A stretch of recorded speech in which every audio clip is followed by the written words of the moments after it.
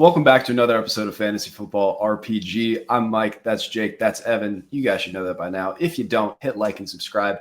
Today we're talking about the safest assets in Dynasty Fantasy Football, whether it's the top players, ones that we just feel good about their contract security. Before we talk about the specific names, I want to just put a little question out there.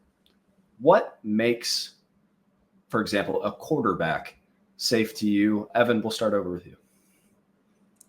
Man, so it's two separate criteria for me. One, it's the rushing quarterback. You take a couple examples that we'll go over in a little bit here. Having that high touchdown floor in the red zone for them being able to rush in, them having the bodies to be able to absorb the blows. You're either looking for yardage or touchdowns. People will say touchdowns aren't sticky stats. Totally understand. But if you have a quarterback that continuously is getting 8+ rushing touchdowns a year, that's a huge boost. And then they just need to be a competent passer at that point. It's either that or I'm looking for the uber high volume type of quarterbacks. We're talking 575 attempts plus, maybe even 580 in today's NFL to be able to go after. Now, there is caveats with that. You got to look for a couple other things, which when you're in those high volume offenses, you also want the touchdowns because typically those passers are not going to be the rushers, so they're going to have to make their hay in the passing game. So it sounds to me like Sam Howell in 2023 would have been your ideal safe quarterback. I love to hear that. Jake, what makes a safe quarterback for you? Yeah, I think for me, it's a combination of things. So obviously the on-field production plays a big part of it. I lean, the same way as Evan. You either need to be a rushing quarterback who runs for a lot of yards and scores a lot of touchdowns on the ground to make up the points, or you need to be like highest of high volume passers to be able to put up those true high ceiling seasons. But also I think part of the discussion should boil down to the types of quarterbacks and the quarterbacks themselves that hold value regardless of situation changing around them. So I think a kind of a perfect example of that is Patrick Mahomes.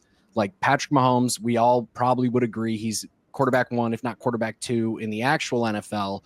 His fantasy production has been nowhere near that for quite some time now, but he still kind of remains in that top echelon of quarterbacks just because we know how good he is in football. We know he's not going anywhere. So I think when you're talking about safe, kind of that insulated value that some of these guys have has to be considered as part of it.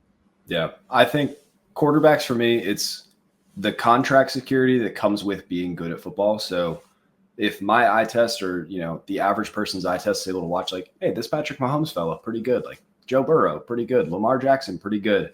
Then you pair that with a long-term contract because sometimes to see a flash in the pan, you'll be like, man, I'm pretty sure CJ Stroud is good. And we're all pretty sure CJ Stroud is good. But the variance that comes with no long-term contract, no playoff success, I know we don't get fantasy points for those things, but they do kind of insulate that dynasty value. So now that we've talked about what makes a quarterback safe, Evan, who is a safe top quarterback to you? Yeah, so safe top quarterback to me, I'm going to immediately go to the high volume, high production type of quarterback here. And I'm going to immediately go for Joe Burrow. You look at him, he had 652 pass attempts last season. He had 606 in 2022 and then 520 in 2021. 2021 was a little bit of a down volume year, but you look at the weapons that he has around him on the outside. That 22 and that 24 season were the number 4 and number 3 finish, according to Fantasy Pros. So you pair all that together with 4,400 plus yards and 4,900 plus yards with 35 touchdowns in 22 and 43 in 24. I mean, these are ungodly stats for a quarterback. Just airing it out. Defense is probably going to be horrible again this year. You continue to look at, hey, what team is throwing in neutral pass situations? That's what we're going with. We're going with Joe Burrow.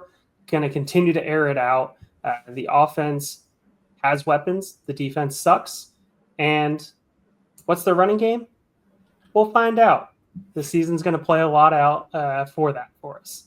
Yeah, completely fair. I think Joe Burrow, one of the safest names, also big fat contract, defense stinks, contracts for his receivers.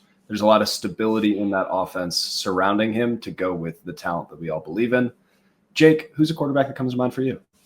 Yeah, I think mine kind of immediately obviously goes to basically the consensus top 5, but I feel like that's pretty chalk, and I don't want to go that route.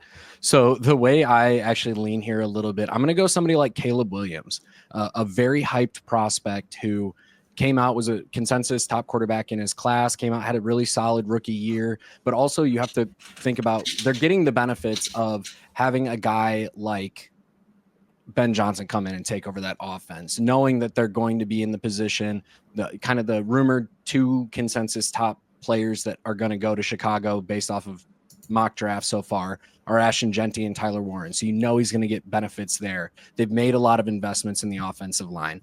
But part of my thought too goes back to that insulated value. This is the number 1 overall pick in the NFL.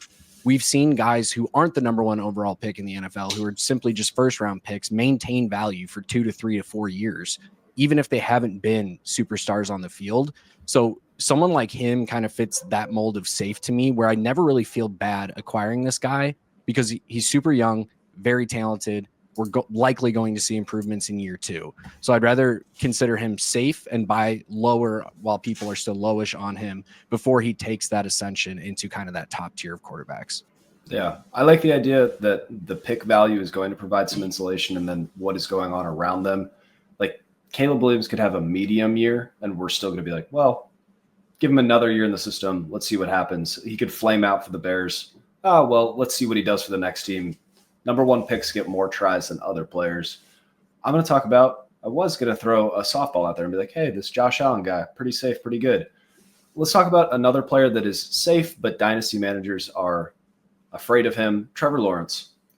Look, he's not going to be a free agent until 2030 unless they decide to cut him. The earliest out they have is after the 2027 season. So you're getting 3 years of a former number 1 overall pick with a new head coach who's a very good offensive mind. And the system around here, like Jacksonville, not the sexiest of places, but Brian Thomas Jr. is good. There's rumors that they're going to take an offensive player at 5 overall. We'll see how that plays out. If you're watching after the draft, don't ruin it for me. I can't wait to see. But we want to see the contract security, the talent. I still believe that Trevor Lawrence is good. He's safe, but he's kind of boring because he hasn't done the superstar thing yet. So he's just going to continue to float around. Maybe he's a QB2. Maybe he has a couple of QB1 seasons and vaults back up there. But as it stands now, he's safe and boring, and that's what this episode is all about.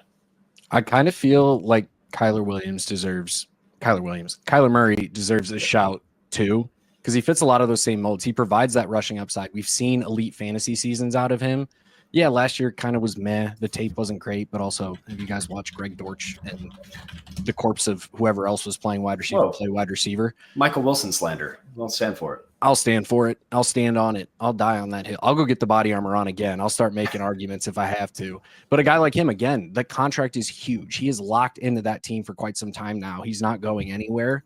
And I know he's got top 5 quarterback upside because we've seen him do it before. Yep. He is also locked down through 2027 with a team option in 2028. So there's a world where Kyler Murray just hangs around the Cardinals because they don't have a better option, which sounds like the Arizona thing to do. Evan, go ahead. I was going to say, just real quick, Jake, go into your Caleb Williams shout out here. Do you not feel that if Caleb Williams has a mid-season, which for a mid-season for Caleb Williams, we're probably talking high-end QB2 production. Like everybody thinks that he's going to take off because of Ben Johnson. Everybody thinks he's going to take off because the offensive line was upgraded. Everybody thinks he's going to take off because it's his sophomore season, going to have a full off season under his belt to be able to fully learn the offense, figure out everything new with it, everything that goes into all of that baked into his QB7 prices. Do you not feel like that's an asset that if he doesn't produce as expected, which is already sky high expectations, he's going to be dropping precipitously? He could be, and it's a good point to make, but I also think that fantasy managers in general and fantasy markets in general really undervalue the benefit of having a guy who is just consistently high-end quarterback 2, low-end quarterback 1. Like nobody talks about buying Jared Goff because it's boring, but the guy puts up numbers pretty much every year. Buy Jared Goff. by Jared Goff. A guy like Matthew Stafford, again, I was told that Kenny Pickett, after 2 years of him being garbage, was worth more than Matthew Stafford by half of Twitter. Matthew Stafford went out, had another solid, not spectacular season by any means, but he put up numbers for fantasy. He's still going to keep doing it. So I think that kind of player, that archetype that you're talking about, is very undervalued. We're not talking like a Bryce Young level season here, but we're talking like a, I don't know, Baker, like upside Baker. I'll buy those quarterbacks all day, every day. Thanks for listening to another episode of the Fantasy Football RPG Podcast. If you made it this far, be sure to like and subscribe. If you want to check out written content, head over to lastwordonsports.com. Don't let the goblins get you.